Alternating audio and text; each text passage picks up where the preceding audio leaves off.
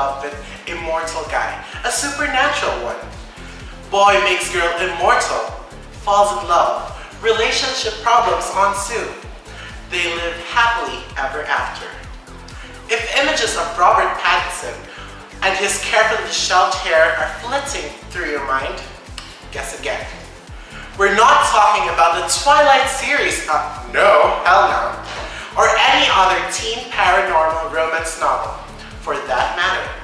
We're talking about the Greco-Roman myth of Cupid and Psyche. The story is all about what happens when Cupid gets nicked by his own arrow and falls down and falls in love with a mortal girl. There's love, yes there is, mystery, betrayal, passion, danger. Heck, there's even a bit of Beauty and the Beast, Cinderella, and even Rapunzel. You need to find that. Thrown in for a good measure. Come to think of it, it's kind of crazy that the story of Cupid and Psyche hasn't been made into a blockbuster Hollywood movie ever. Seriously, somebody needs to tell Disney to check out this story. There's a gold mine in here.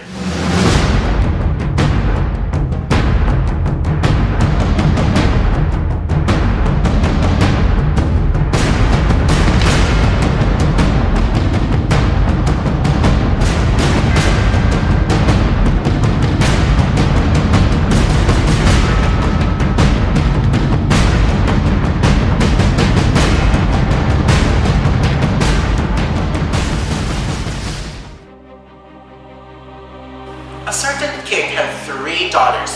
The 2 elder were charming girls, but the beauty of the youngest was so wonderful that language is too poor to express its due praise. The fame of her beauty was so great that strangers from neighboring countries would come in crowds to enjoy the sight and looked on her with amazement, paying her that homage which is due only to Venus herself. In fact, Venus found herself, her altars deserted, feeling alone, while men turned their devotion to this young virgin. As she passed along, the people sang her praises and strewed her way with chaplets and flowers. This perversion to a mortal of the homage due only to the immortal powers gave great offense to the real Venus. Shaking her ambrosial locks with indignation, she exclaimed, "Am I then to be eclipsed in my honors by a mortal girl? In vain then did that royal shepherd, whose judgment was also approved by Jove himself, give me the palm of beauty over my illustrious rivals, Pallas and June. But she shall not so quietly usurp my honors. I will give her cause to repent of so unlawful a beauty." Thereupon she called her winged son, Cupid, mischievous enough in his own nature, and rouses and provokes him yet near by her complaints.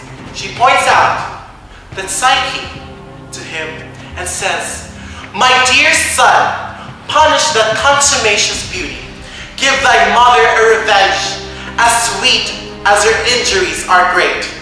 Infuse into the bosom of the haughty girl a passion for some low, mean, unworthy being, so that she may reap a mortification as great as her present exaltation and triumph." Cupid prepared to obey the commands of his mother. There are 2 fountains in Venus's garden, one of sweet waters, the other of bitter. Cupid filled with 2 amber vases, one of each fountain, and suspending them from the top of his quiver, hastened them to the chamber of Psyche, whom he found asleep. He shed a few drops from the bitter fountain over her lips, though the sight of her almost moved him to pity. Then he touched her side with the point of his arrow. At the touch, she was awake and opened her eyes upon Cupid, which is so startled that in his confusion he wounded himself. Ouch! With his own arrow. Needless of his wounds, his whole thought now was to repair the mischief he has done, and he poured the balmy drops all over the silken ring. Psyche henceforth frowned upon Venus, derived no benefit from all her charms. True, all eyes were cast eagerly upon her, and every mouth spoke her praises, but neither king, royal youth, nor plebeian presented himself to demand her in marriage. Her two elderly sisters of moderate charms had now long been married to two royal princes. But Psyche, in her lonely apartment, deplored her solitude, sick of that beauty, which while it procured abundance of flattery, had failed to awaken love. Her parents, afraid that they had unwittingly incurred the anger of the gods, consulted the oracle of Apollo and received this answer: "The virgin is destined for the bride of no mortal lover. Her future husband awaits her on the top of the mountain. He is a monster whom neither gods nor men can resist." The dreadful decree of the oracle filled all the people with dismay, and her parents abandoned themselves to grief. But Psyche said, "Why, my dear parents? Do you now laugh at me? You should rather have grieved when the people showered upon me undeserved honors, and with one voice called me Venus. I now perceive that I am a victim to that name. I submit. Lead me to the rock to which my unhappy fate has destined me." Accordingly, all things being prepared, the royal maid took her place in the procession, which more remained a funeral than a nuptial pomp. And with her parents, amidst the lamentations of the people, ascended to the mountain, on the summit which they left her alone, and with sorrowful hearts returned home. While Psyche stood on the ridge of the mountain, panting with fear and with eyes full of tears, the gentle Severe raised her from the earth and bore her with an easy motion into a flowery dale. By degrees her mind became composed as she laid herself down on the grassy bank to sleep. When she awoke, refreshed with sleep, she looked around and beheld nearby a pleasant grove of tall and stately trees. She entered it, and in the midst discovered a fountain, sending forth clear and crystal water, and hard by, a magnificent palace whose august front impressed the spectator that it was not the work of mortal hands, but the happy retreat of some god. Drawn by admiration and wonder, she approached the building and ventured to enter. Every object she met filled her with pleasure and amazement. Golden pillars supported the vaulted roof, and the walls were enriched with carvings and paintings representing beasts of the chase and rural scenes, adapted to delight the eye of the beholder. Proceeding onward, she perceived that besides the apartments of state, there were others, filled with all manner of treasures and beautiful and precious productions of nature and art. While her eyes were thus occupied, a voice addressed her, though she saw no one, uttering these words: "Sovereign lady, all that you see is yours. We whose voices you can hear are your servants, and shall obey all your commands with our utmost respect, care, and diligence. Retire therefore to your chamber and repose on your bed of down, and we will fit you a repair to the bath. Supper will await you in the adjoining alcove, when it pleases you to take your seat there." Psyche gave ear to the admonitions of her vocal attendants, and after repose and the refreshment of the bath, seated herself in the alcove, where a table immediately presented itself without any visible aid from waiters or servants, and covered with the greatest delicacies of food and the most nectareous wines. Her ears too were feasted with music from invisible performers, of whom one sang, another played on the lute, and all closed in the wonderful harmony of a full chorus. She had not yet seen her destined husband.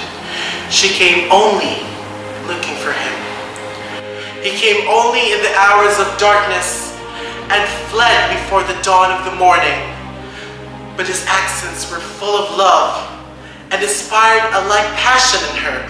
She often begged him to stay and let her behold him, but he would not consent. On the contrary, he charged her to make no attempt to see him, for it was his pleasure, for the best of reasons, to keep it concealed. "Why should you wish to behold me?" he said. "Have you any doubt of my love? Have you any wish ungratified? If you saw me, perhaps you would fear me, perhaps adored me, but all I ask is you to love me. I would rather you would love me as an equal than adore me as a god." This reasoning somewhat quieted Psyche for a time, and while the novelty lasted, she felt quite happy. But at length, the thought of her parents, left in ignorance of her faith and of other sisters, precluded from sharing with her the delights of her situation, preyed on her mind and made her begin to feel her palace as but a splendid prison. When her husband came one night, she told him distress, and at last drew from him an unwilling consent that her sisters should be brought to see her. So calling Zephyr, she acquainted him with her husband's commands, and he, promptly obedient, soon brought them across the mountain down to their sister's valley. They embraced her, and she returned their caresses. "Come," said Psyche, "enter me, my house, and refresh yourselves with whatever your sister has to offer."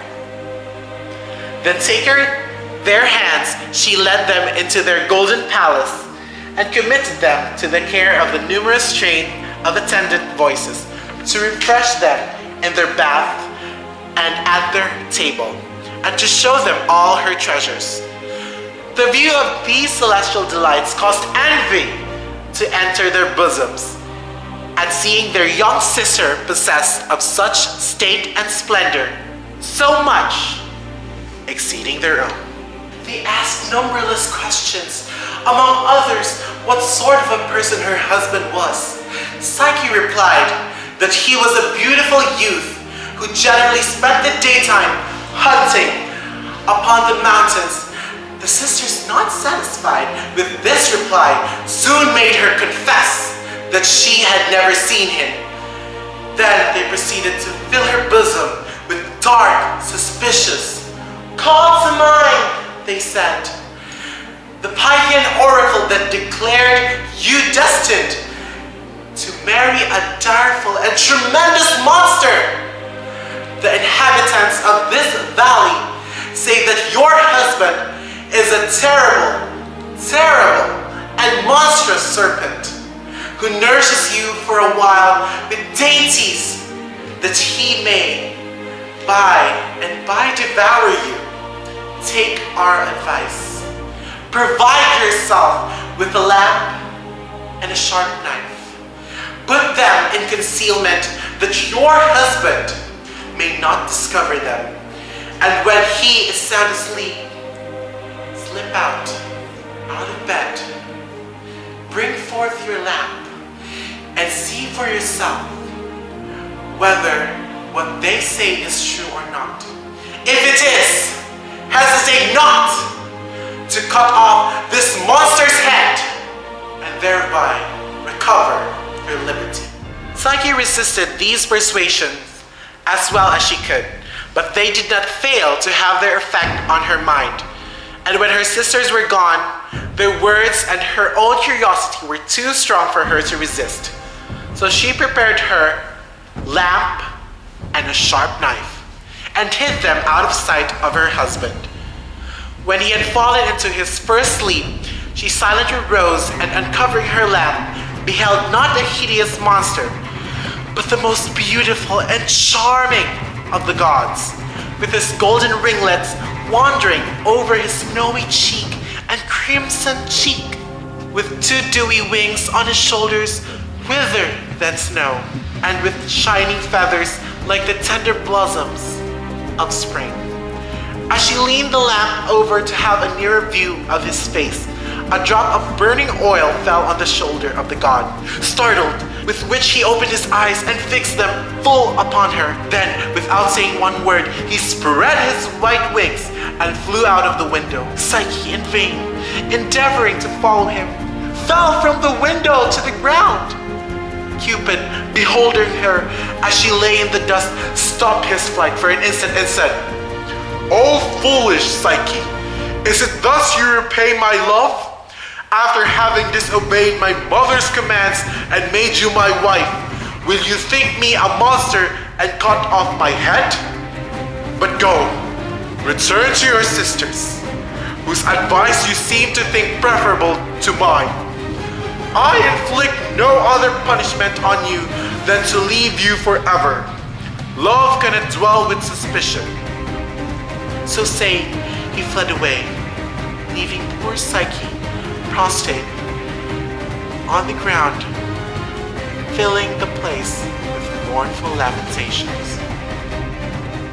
When she had recovered her composure, she looked around, looking for a palace and gardens, but it all had vanished, and she found herself out of nowhere, far, but not that far from the city where her sisters dwelt.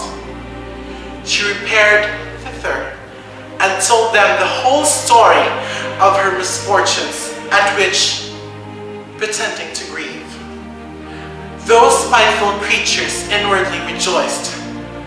"For now," said they, "he will perhaps choose one of us." With this idea, without saying a word, or her sisters caring, Psyche, without saying her intentions, each of them rose early the next morning and ascended the mountain, and having reached the top, called upon Zephyr to receive her and hear her to his Lord. Then leaping up, and not being sustained by Zephyr, fell down to the precipice and was dashed to pieces. Psyche wandered day and night, looking, without food or repose, in search of her husband, Cupid, casting her eyes on a lofty mountain, having in its brow a magnificent temple. She sang and said to herself, "Perhaps my love, my Lord, inhabits there," and directed her step. She had no sooner entered than she saw heaps of corn, some in loose ears and some in sheaves, with mingled ears of barley, scattered about lay sickles and rakes, and all the instruments of harvest, without order, as if thrown carelessly out of the weary reaper's hands, in the sultry hours of the day. This unseemly confusion the pious Psyche put an end to, by separating and sorting everything to its proper place and kind, believing that she ought to neglect none of the gods, but endeavor by her piety to engage them all in her behalf. The holy Ceres, whose temple it was, finding her so religiously employed, thus spoke to her, "O Psyche, truly worthy of our pity, though I cannot shield you from the frowns of Venus, yet I can teach you how best to allay her displeasure. Go then, voluntarily, Surrender yourself to your lady and sovereign, and try modesty, and by submission to win her forgiveness. Perhaps her favor will restore you the husband you have lost. Psyche obeyed the commands of Ceres and took her way to the temple of Venus, endeavoring to fortify her mind and thinking of what she should say and how she should best perpetrate the angry goddess. Feeling that the issue was doubtful and perhaps fatal, Venus received her with angry countenance. "Most undutiful and faithless of servants," said she, "do you at last remember that you really have a mistress? Or have you rather come to see your sick husband, yet suffering from the wound given him by his loving wife? You are so ill-favored and disagreeable that the only way you can merit your lover must be by dint of industry and diligence. I will make trial to your housewifery." Then she ordered Psyche to be led to the storehouse of their temple, where she was laid up a great quantity of wheat, barley, millet, vetches, bean, and lentils, prepared for food for her doves, and said, "Take and separate all these grains, putting all of the same kind in a parcel by themselves, and see that you get it done before evening." Then Venus departed and left her to do her task. But Psyche, in perfect consternation at the enormous work, sat stupid and silent, without moving a finger to the inextricable heap. While she sat despairing, Cupid stirred up the little ant, a native of the fields, to take compassion of her. The leader of the anthill, followed by whole hosts of his six-legged subjects, approached the heap, and with the utmost diligence, taking grain by grain, they separated the pile, sorting each kind to its parcel. And when it was all done, they vanished out of sight in a moment. Venus approached of twilight, returned from the banquet of gods, breathing odors and crowned with roses. Seeing the task done, she exclaimed, "This is no work of yours, wicked one, but his, whom to your own and his misfortune you have enticed." So saying, she threw her a piece of black bread for her supper and went away. Next morning, Venus ordered Psyche to be called and said to her, "Behold, yonder grove, which stretches along the margin of water. There you will find sheep, finding without a shepherd, with golden shining fleeces on their backs.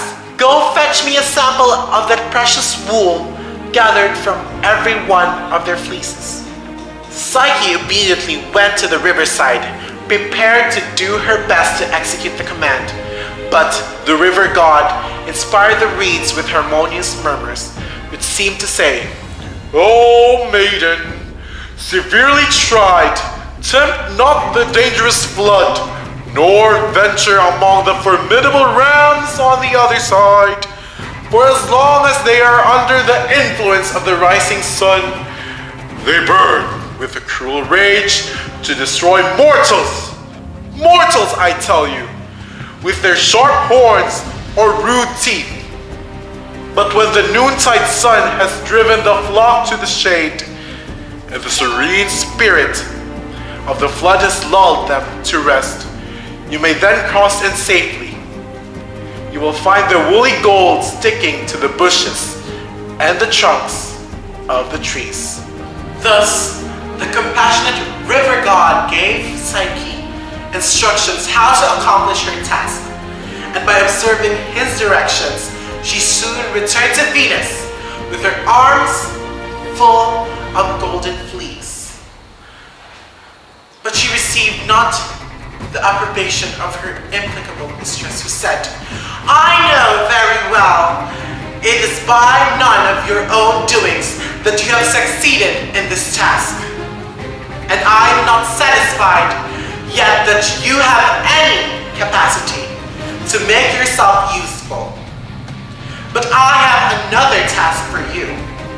Here, take this box and go your way to the internal shades and give this box to Persephone and say, 'My mistress, Venus desires you to send her a little of your beauty for an errand, for I must paint myself with it to appear at the circle of the gods and goddesses.'" Psyche was now satisfied that her destruction was at hand, being obliged to go with her own feet directly down to Erebus. Wherefore, to make no delay of what was not to be avoided, she goes to the top of a high tower to precipitate herself headlong, thus to descend the shortest way to the shades below. But a voice from the tower said to her, "Why, poor unlucky girl, dost thou design to put an end to thy days in so dreadful a manner? And what cowardice makes thee sink under this last danger, who hast been so miraculously supported in all thy former?" Then the voice told her by a certain cave she might reach the realms of Pluto, and how to avoid all the dangers of the road to pass by Cerberus, the three-headed dog, and prevail on Charon, the ferryman, and to take her across the Black River and bring her back again. But the voice added, "When Persephone has given you the box, filled her with beauty, of all things this is chiefly to be observed by you, that you never once open or look into the box, nor allow your curiosity to pry into the treasure of the beauty of the goddesses." Psyche, encouraged by this advice, obeyed it in all things, and taking heed to her ways, traveled safely to the kingdom of Pluto. She was admitted to the palace of Persephone, and without accepting the delicate seat or delicious banquet, oh my god, that would make me so hungry. Anyway, that was offered to her, but contented with the coarse bread for her food, she delivered the message to Venus. Presenting the box was returned to her, shut and filled with the precious commodity. Then she returned the way she came, and glad she was out of there. She was glad to come out once more into the light of day. But having got so far successfully through her dangerous task, a longing desire seized her to examine the contents of the box. "What," said she, "shall I, the carrier of this divine beauty, not take the least bit to put on my cheeks to appear to more advantage in the eyes of my beloved husband? Oh my God." So she carefully opened the box, but found nothing there of any beauty at all, but an infernal and truly Stygian sleep, which being thus set free from its prison, took possession of her, and she fell down in the midst of the road, a sleepy corpse, without sense or motion. But Cupid, being now recovered from his wound, and not able longer to bear the absence of his beloved Psyche, slipping through the smallest crack of the window of his chamber, which happened to be left open, flew to the spot where Psyche lay, and gathering up the sleep from her body, closed it again in the box, and waked Psyche with a light touch of one of his arrows. "Again," said he, "hast thou almost perished by the same curiosity, but now perform exactly the task imposed on you by my mother, and I will take care of the rest." Then Cupid, as swift as lightning, penetrating the heights of heaven, presented himself before Jupiter with his supplication. Jupiter lent a favoring ear and pleaded the cause of the lover so earnestly with Venus that he won her consent. Yay! On this, he sent Mercury to bring Psyche up to the heavenly assembly, and when she arrived, handing her a cap of ambrosia, he said, "Drink this, Psyche, and be immortal. Nor shall Cupid ever break away from the knot in which he is tied, but these nuptials shall be perpetual." Thus Psyche became at last united with Cupid. So happy. And in due time, they had a daughter, a lovely daughter, born to them, whose name is Pleasure.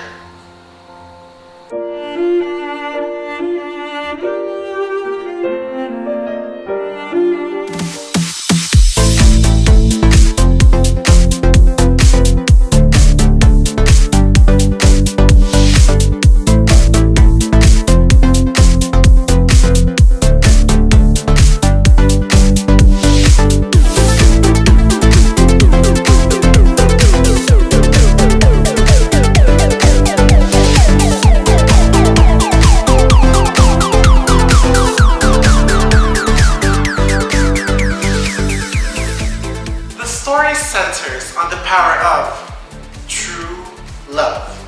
Psyche first doubts that love, feelings that she must see Cupid in the flesh. She later redeems herself many times over when she proves her commitment, overcoming all obstacles in her way. Figuratively, love, or Cupid, and the soul, Psyche, is the Greek word for the soul. Greek word soul. It's like that. Yeah. So Psyche is equivalent to soul, more or less. Belong together in an inseparable union. When Cupid sees Psyche, the soul and its beauty, he immediately wants to join with her. Somehow, the beauty is admired by men, but does not lead to the kind of love that eventuates in a marriage proposal. Hashtag walang forever. But Cupid is able to fully appreciate Psyche's beauty. Hashtag kilig pa more. The happy ending with Venus, Psyche, and Cupid all reaching a positive resolution illustrates that when love is pure, all pains, sorrows, and challenges will align to ensure that love is realized. Even nature, as the ants and the eagle demonstrate, supports true love.